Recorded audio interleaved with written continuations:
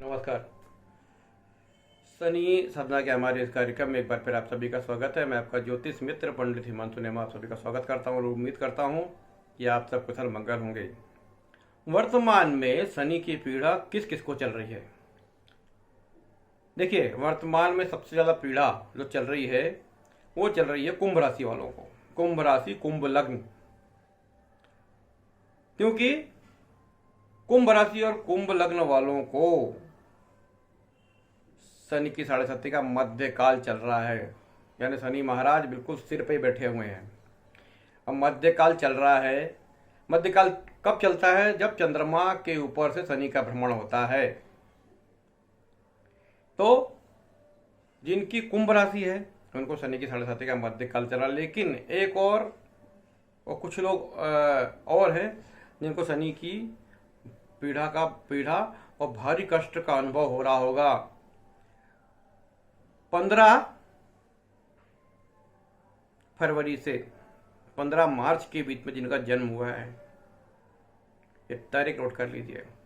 15 फरवरी से 15 मार्च, यानी जिनका सूर्य 11 नंबर में है, इन लोगों को भी शनि की भारी पीड़ा का सामना करना पड़ रहा होगा। क्योंकि जब सूर्य के ऊपर से शनि का भ्रमण होता है तब इसे भी शनि का मध्यकाल कहा जाता है, 7.5 का मध्यकाल कहा जाता है। एक तो जब चंद्रमा के ऊपर से गुजरता है, दूसरा जब सूर्य के ऊपर से गुजरता है। तो अभी जिनका जन्म 15 फरवरी से 15 मार्च के बीच हुआ है उनके लिए भी समय बड़ा कष्टकारी चल रहा है। जिनकी कुंभ राशि है और जिनका जन्म अमावस का हुआ है उनके लिए बहुत कष्टकारी समय चल रहा है। मानसिक रूप से, शारीरिक रूप से, बौद्धिक रूप से, सब तरीके से कष्टकारी समय चल रहा है। ये आप लिख कर रख लीजिए। आप वर्ल्ड के किसी भी हिस्से में रहते हो, चाहे आपकी जाति कुछ भी हो, चाहे आप हिंदू हो, मुसलमान हो, क्रिश्चियन हो, सिख हो, कुछ फर्क नहीं पड़ता। ऊपर वाले के लिए आपकी जाति कुछ महत्व नहीं रखती है। सूर्य जब निकलता है सबको प्रकाश देता है, और शनि महाराज जब न्याय करते हैं तो किसी को नहीं देखते हैं, आपके कर्म के अनुसार ही न्याय देते हैं। तो इस चीज़ का भ्रम मत पालिएगा कि हम मुसलमान हैं या हम हिंदू हैं और हम क्रिश्चियन हैं तो बच जाएंगे। कोई नहीं बचेगा। कर्मों के अनुसार ही पुण्य फल मिलता है। और ऊपर वाली जो व्यवस्था है वो जाति और धर्म के आधार पर नहीं चलती है। तो जिनकी कुंभ राशि है और जिनका जन्म अमावस को हुआ है, या जिनका जन्म 15 फरवरी से 15 मार्च के बीच हुआ है, उनको इस समय शनि की 7.5 भयानक कष्ट दे रही होगी। इसके लिए क्या कीजिए? भगवान कृष्ण की शरण गीता का पाठ कीजिए। कर्मण्येवाधिकारस्ते तेरा तुझको अर्पण, क्या लागे मेरा, सब तेरा अर्पण है। तू जो करवा रहा मैं कर रहा हूँ, मेरा कुछ भी नहीं है। कर्तव्य रूप से काम कीजिए, सेवा का भाव लाइए मन में। अच्छा भी तेरा, बुरा भी तेरा, ऐसा भाव रख के यदि आप मन में आप कुछ भी स्मरण करेंगे तो निश्चित रूप से आपको मानसिक शांति प्राप्त होगी।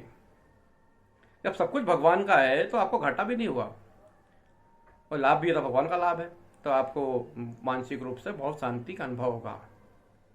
अब भगवान श्री कृष्ण ने बोल दिया है कि जो तुम सब कुछ मुझको अर्पण कर दोगे तो शनि महाराज आपको कुछ नहीं करने वाले हैं। तो इस चीज का ध्यान रखिए।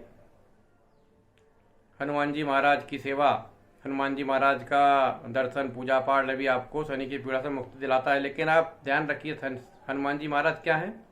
रामदास, भगवान राम के परम दास हैं।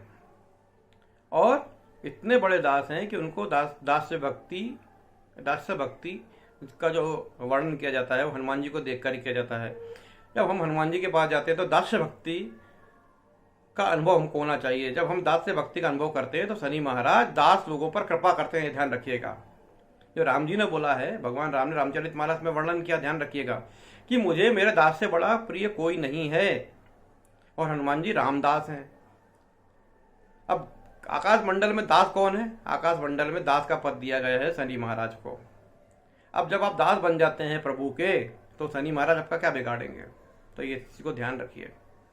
रामदास बनिए, कृष्णदास बनिए, सेवक बनिए और जीवन में अपना कार्य करते रहिए। तो ये रहा शनि महाराज की सबसे ज़्यादा जो पीड़ा चल रही है वो किस राशि पर चल रही है, इसका मैंने वर्णन किया है। आपको शनि की महादशा, शनि की 7.5, अड़ैया डैया से जुड़ा हुआ कोई भी प्रश्न हो तो मुझसे कर सकते हैं। मेरे चैनल को सब्सक्राइब करते रहें और मुझसे जुड़े रहें। नमस्कार।